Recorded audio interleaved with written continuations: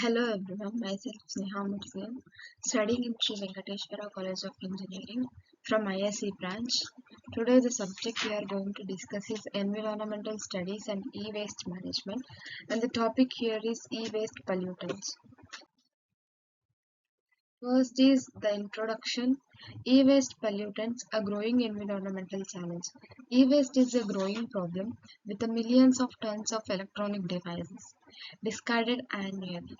As the global demand of electronic products increases, so too does the amount of e-waste generated. It is important to understand the environmental hazards associated with e-waste and explore ways to reduce its impacts. Next is what is e-waste. E-waste refers to discarded electronic devices such as computers, smartphones, televisions, and the refrigerators. These devices contain the valuable materials but also hazardous substances that pose the risk to the human health and the environment. E-waste is a global problem that affects the developed and the developing countries alike. Electronic devices have become ambiguous in the modern society, making e-waste a significant environmental issue.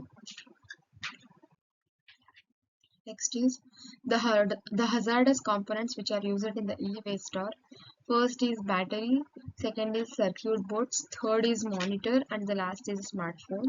In the batteries, it contains the elements like lead, cadmium, mercury, and lithium. Circuit boards contains lead, cadmium, and chromium. The monitors contains the lead, mercury, cadmium, and arsenic, and the smartphone contains lithium and mercury. These are the hazardous components in the e-waste which we are using in our daily use. Next is environmental impact of e-waste. First is air pollution, next is water pollution, and the third one is soil contamination, and the fourth one is biodiversity loss. First, air pollution may cause burning or a smelting of e-waste, which releases the harmful pollutants into the air. And the water pollution refers to heavy metals and the toxins leached into the water sources. And the next is the soil contamination. E-waste dumps contaminated the soil with hazardous materials. That all the waste materials will be dumping into the soil so that the soil will be contaminated. And the biodiversity loss refers to pollution can affect the wildlife ecosystem and the biodiversity.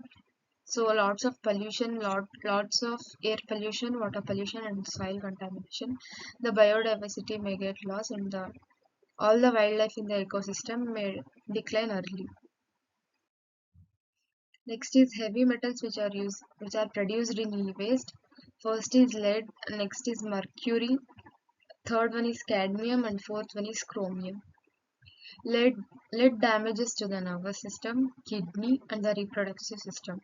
Lead damages the human parts of the body, that is of kidney and the reproductive system and the nervous system. Next is mercury, the neurological disorder birth defects. It causes the neurological disorder birth defects. And the next is cadmium, kidney damage, bone disease, and cancer.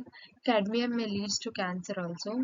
And the chromium, skin and lung problems, DNA damage. So these are all the heavy metals which are used in the e-waste that will affect our human health, which causes more diseases to the humans. Next is persistent organic pollutants. There are four persistent organic pollutants. First is PPBs, next is PCBs, next is dioxins, and the next is pesticides. PPBs are the fire retardants. PCBs are the insulators or coolants. Dioxins are the byproducts of the individual process. Pesticides is used for insect control. These are the persistent organic pollutants. Next is air pollution from e-waste recycling. Emission from burning or smelting e-waste, we can get the air will get polluted. And the particular matter, heavy metals are the toxic gases. Particular matter, heavy metals, by burning all these the particulate matter, heavy metals, the toxic gases may release, and air will get polluted. The next is respiratory problems, cardiovascular diseases.